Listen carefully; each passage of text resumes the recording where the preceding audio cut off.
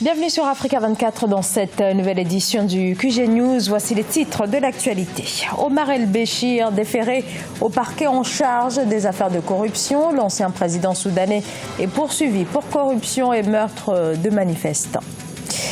Les violences faites aux femmes, un sujet encore tabou au Maroc. Difficile pour elles de briser la loi du silence. Seuls 6% des victimes portent plainte.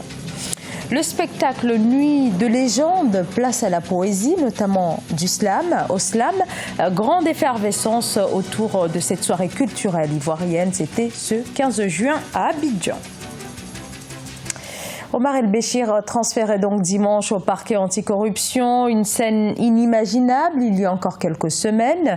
L'ex-président soudanais déchu par l'armée après un mouvement de contestation inédit doit à présent répondre devant la justice de plusieurs chefs d'accusation. Ce dimanche était sa première apparition publique depuis sa destitution le 11 avril pour celui qui était au pouvoir depuis 1989. Parmi les chefs d'accusation prononcés contre lui, possession d'argent liquide illégal, enrichissement suspect et bien sûr proclamation d'état d'urgence. Écoutez l'analyse de Brisson Zamba, avocat au barreau de Paris.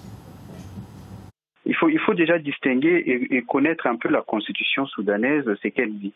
Puisque en principe, un chef d'État ne peut pas être attrait devant les tribunaux pour des faits qu'il aurait commis durant l'exercice de sa fonction, puisque vous savez, il y a l'immunité du chef de l'État. Donc, en revanche, quand un chef d'État n'exerce plus et qu'il est devenu un citoyen comme les autres, on peut en ce moment-là l'attraire devant les tribunaux pour qu'il réponde des faits qui sont constitutifs d'infraction à la loi pénale.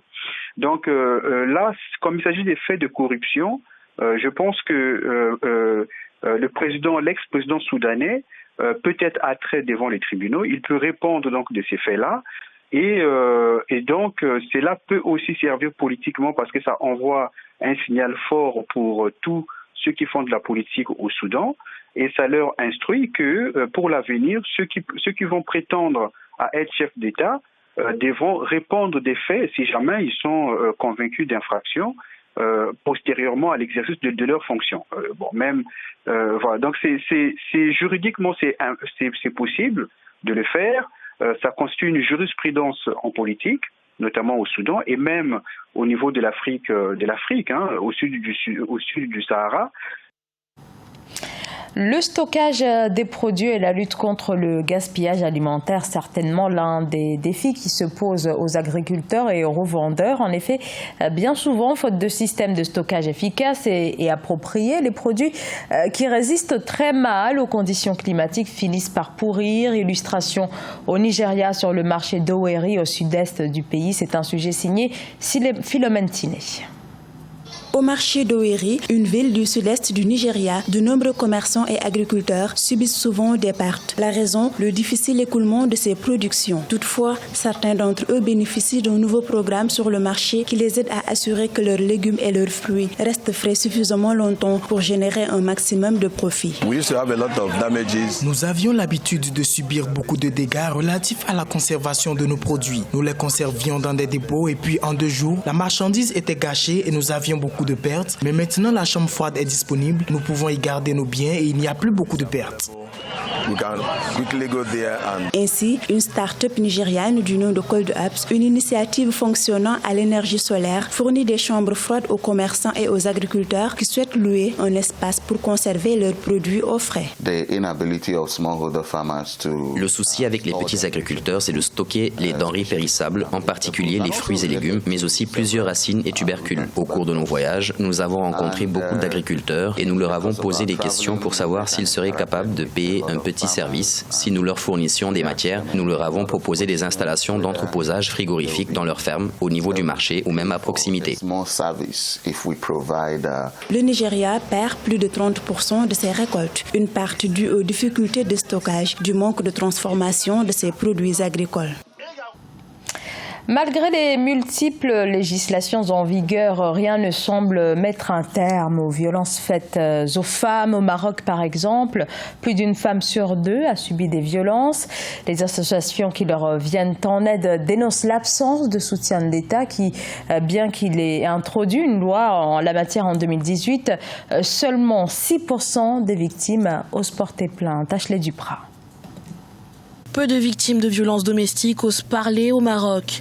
Seulement 6,6% d'entre elles portent plainte. D'autres, comme Fatna Bengala et sa mère, toutes deux victimes de violences infligées par un membre de leur famille, se tournent vers des centres d'aide aux femmes.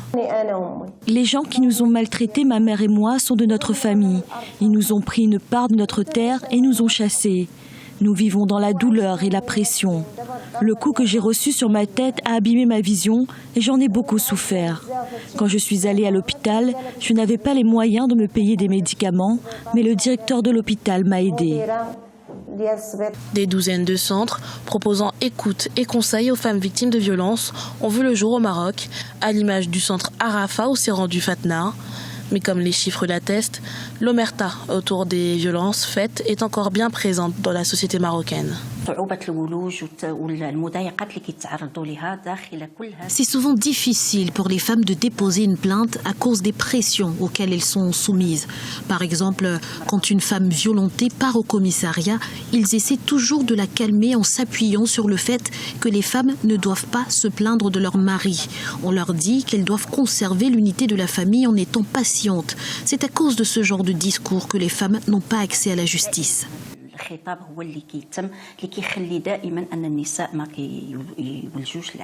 Si dans les faits, les femmes peinent encore à trouver justice pour les violences qu'elles subissent, une loi a été votée en septembre 2018 en leur faveur.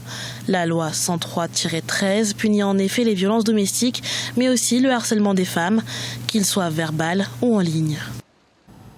Les Lions indomptables seront présents à la 12e édition des Jeux africains de volleyball. Rendez-vous très attendu. Le coup d'envoi sera donné au Maroc le 19 août. Les Camerounais se préparent activement. Ils ont dimanche remporté leur qualification au terme de la rencontre dans laquelle ils faisaient face aux Diables Rouges du Congo. Reportage en ton correspondant d'Eva Panso.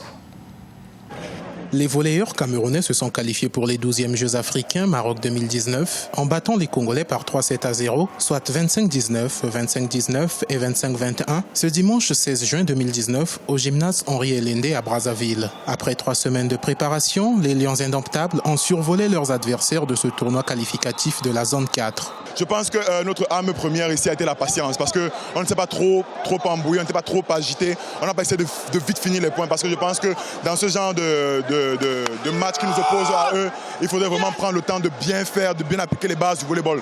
Mais au final, nous sommes très contents et moi je les félicite également parce qu'ils ont jusqu'à la dernière minute. On a failli perdre le 3e set, donc nous sommes assez contents de notre prestation ici.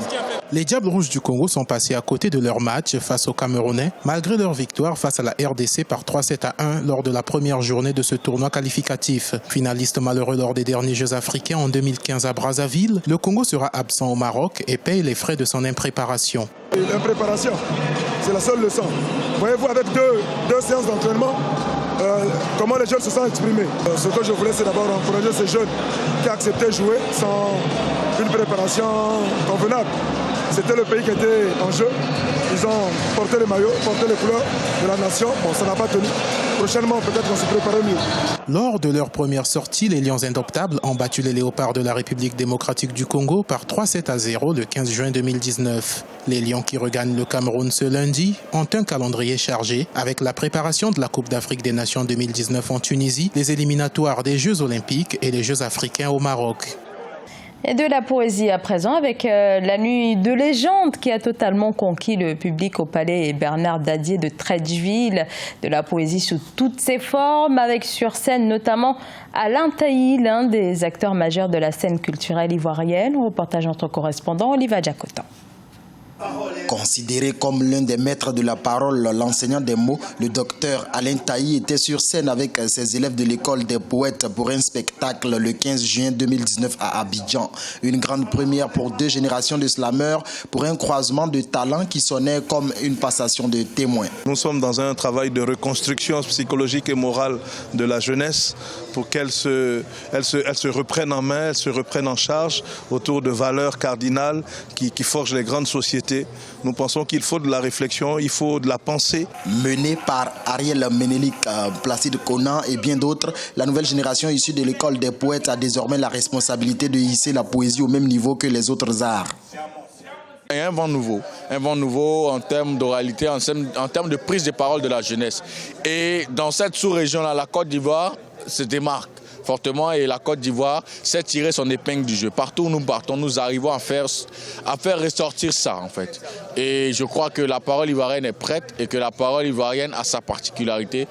Il faut vraiment donner le pouvoir à la parole. L'art de la parole est un art qui est transmis de génération en génération dans nos traditions.